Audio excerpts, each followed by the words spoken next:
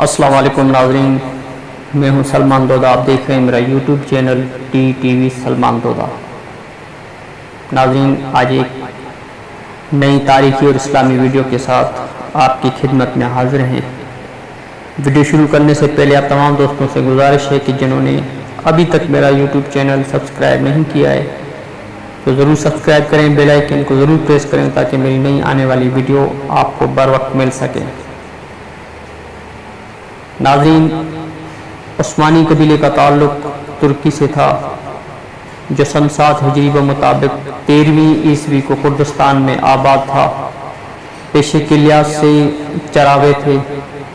چنگیز خان کی قیادت میں جب منگولوں نے عراق اور ایشیائی خطوں پر حملے کیے تو عثمان کا دادا سلیمان اپنے قبیلے کے ہمراہ کردستان سے ہجرت کر کے اناضلع بسا۔ سلیمان 668 کو فوت ہوا اور اپنے صاحبزادے ارطغرل کو اپنا جانشین مقرر کیا۔ ارطغرل جو اپنے ساتھ 100 خاندان اور 400 شاہ سوار رکھتے تھے، دوران ہجرت رستے میں ارطغرل نے جب دیکھا کہ مسلمانوں اور نصرانیوں کے درمیان بڑے زہر کی جنگ ہو رہی ہے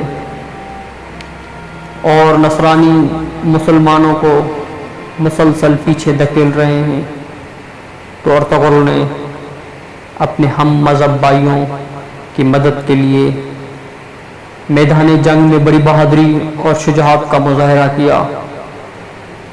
یوں نصرانیوں کو شکست ہوئی اور مسلمان وہ ہاری ہوئی جنگ جیت گئے۔ پھر وہاں کے مسلمانوں نے ارطغرل اور اس کے خاندان کو رہنے کے لیے جگہ دی۔ یوں ان مسلمانوں کو ایک بہادر خاندان اور اس کا کمانڈر ارطغرل کی صورت میں مل گیا۔ رومیوں کے خلاف جہاد میں ارطغرل نے مسلمانوں کا بھرپور ساتھ دیا۔ 699 ہجری کو جب ارطغرل فوت ہوا تو اس نے اپنے بیٹے عثمان کو اپنا نائب مقرر کیا اور یہیں سے سلطنت عثمانیہ بازر وجود میں آئی اور عثمانی سکہ جو اپنے عروج پر تھا اسی ارطغرل کے بیٹے عثمان اور اس کے خاندان کی وجہ سے ممکن ہوا۔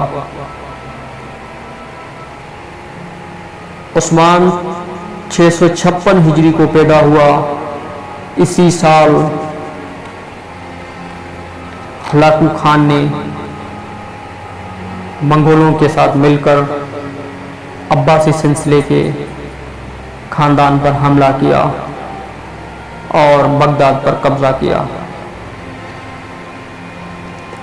یہ وہی سال تھا جب مسلمانوں کے اوپر ظلم اور بربریت کے پہاڑ توڑے گئے۔ مسلمانوں کو ان کے گھروں میں چن چن کر شہید کیا گیا۔ جو مسلمان کنوؤں میں یا پہاڑوں میں یا کئی بیابان یا گہاروں میں چھپ گئے تھے، ان کو وہاں پر ڈھونڈ ڈھونڈ کر شہید کیا گیا۔ آج بھی اگر تاریخ کی اوراق کو ہواؤں کی جنبش دے کر پلٹیں تو معلوم ہوگا کہ ہلاکو خان نے 5 لاکھ افراد کو موت کی گھاٹ اتارا تھا۔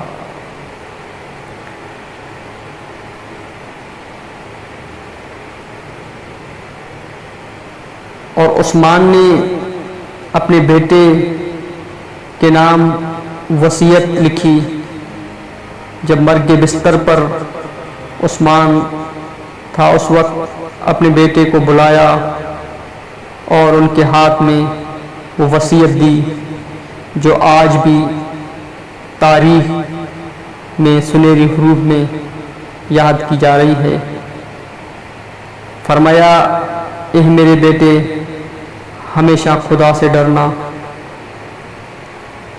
اور حق اور سچ کا ساتھ دینا، ہمیشہ شریعت کی پاسداری اور علماء کی عزت کرنا، جہاد فی سبیل اللہ کو اپنا ہتھیار بنانا، بہادروں کو عزت اور انعام سے نوازنا،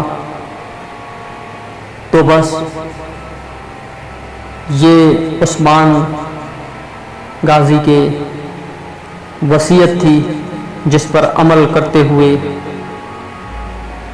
سلطنت عثمانیہ اور عثمان غازی کے خاندان نے پورے بر صغیر، پاک و ہند، عرب و عجم پر اپنی حکومت اور اسلامی جھنڈے کو گاڑا۔ جب عثمان غازی اس جہاں سے رحلت فرما گئے، اس وقت 16,000 مربع کلومیٹر پر ان کی حکومت تھی، جو بعد میں بڑھ کر ایک بہت بڑے وسیع و عریض بڑے صغیروں پر پھیل گئی تھی۔ تو ناظرین، یہ مسلمانوں کا عروج تھا، جنہوں نے اپنے جذبہ ایمانی کی بدولت اور جذبہ جہاد کے بدولت شریعت کی پاسداری کرتے ہوئے اپنی کامیابی کا لوہا منوایا، اور آج کا مسلمان ہے کہ ظلم و جبر اور پسپائی کا شکار ہے۔ آج اگر دیکھا جائے تو ہر جگہ پر مسلمانوں کے اوپر ظلم بھی ہو رہا ہے، اور مسلمانوں کو شہید بھی کیا جا رہا ہے، اور مسلمانوں کے اوپر دہشت گردی کا لیبل بھی لگایا جا رہا ہے۔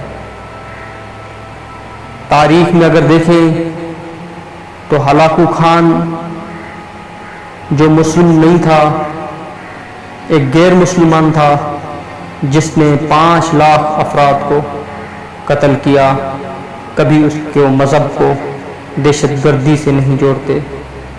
لیکن آج جب مسلمانوں نے اپنے اسلاف سے پائی اس میراث کو بلا دیا جو صحابہ کرام سے، تبع تابعین اور تابعین سے ہوتی ہوئی ان عظیم مجاہدوں سے ہم تک پہنچی، جب ہم مسلمانوں نے اس اسلاف کو بلا دیا تو ہم اس عروج کے زمانے سے پھر زوال کی طرف آ گئے۔ انہی باتوں کو علامہ اقبال نے کیا خوب نقشہ کھینچا ہے کہ گواہ دی ہم نے جو اپنے اسلاف سے میراث پائی تھی، ثریا سے